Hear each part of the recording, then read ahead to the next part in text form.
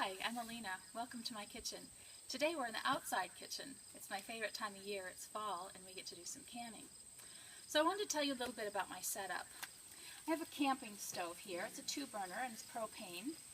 And this is our original one. We purchased this one a number of years ago and we've used it and used it and used it and love it.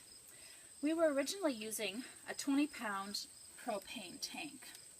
And it seemed like it would work for a while and we'd go get it refilled and come back and so forth, but it didn't seem to last really that long. And at one point we just thought, well, maybe it's just plugged. So we set it aside, and then all of a sudden we had to get these tomatoes done, and so that one wasn't working. We purchased this one and thought, well, we'll get this one fixed eventually, maybe, if it can be fixed. And so at that point someone told us that you can't run a 2-burner camping stove on a 20-pound tank. You really have to have a 40-pound tank. So then we've got a 40-pound tank. We put the 40-pound tank to the old burner, 2-burner camping stove, and lo and behold, it worked. So now we have 2 camping stoves, and it's going to be great. So here's how we do this. We wash the apples, cook them in here, and then we come over here. This is just 2 sawhorses with 2 pieces of 1/2-inch plywood and a piece of plastic over it. So it's really nothing fancy and expensive. It's just happened to be stuff that we had around anyway. So then we'll cook our apples, we'll bring them over here, run them through our processor, put them in jars, and can them over here.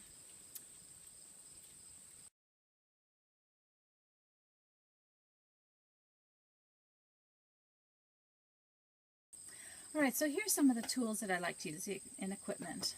I've got here a really nice quality, this is a 10-quart stainless steel with a copper bottom. Cooking kettle, I cook my apples in here, or sometimes I'll using it for tomatoes or a lot of different things, but for today we're going to be making applesauce. And so I use a really nice quality, and this is one of the things you really shouldn't skimp on. You know, you can go someplace and buy a really cheap, nice big kettle, but you know what? The only thing you're not going to burn in there is water. So when you go to all that work to cut your apples and purchase your apples, all that stuff, all the work and expense that goes into this, don't ruin it in the cooking step. So I've got 2 of them here. They don't exactly match, but they are the same idea. This is a 12-quart. Again, a nice thick bottom, so I'm not going to burn my apples or anything else that I'm going to cook in there. Then I have my applesauce maker. Now, if I take my apple and I just quarter it and put it in the kettle with a little water, and I cook it until it's mushy, I can put it in here. I don't have to quarter it. I don't have to peel it. It's really cool. So I will take my stainless steel measuring cup when my apples are done, and I'll scoop them into here. And we'll run this, turn the crank, and out here will come applesauce, and out here will come the peelings, the seeds, the cores, and everything. So again, it's really simple and fast. It sounds like a lot of work when you think about cooking apples and making sauce, but it really isn't. And one of the things I love about homemade applesauce is that it tastes so good. When you taste applesauce in the store, there's just no comparison. It's just so much better homemade. And then this will go into a cake pan. Now, I'm a thrift store shopper. You don't have to have fancy, expensive stuff. It doesn't have to be brand new and shiny.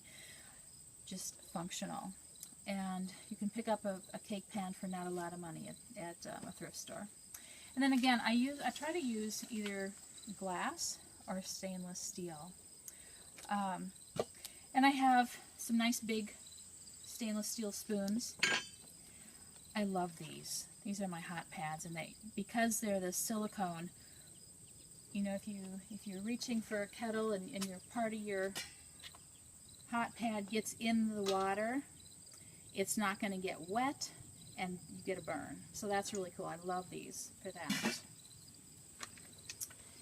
Lots of towels. Now, my towels kind of have a life cycle.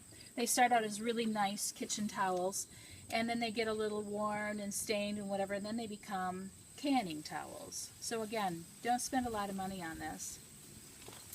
And eventually when they get really ragged, of course, they go into the rags. canning funnel, jar lifter, and there's other little tools. So visit me at alenaskitchen.com for more information.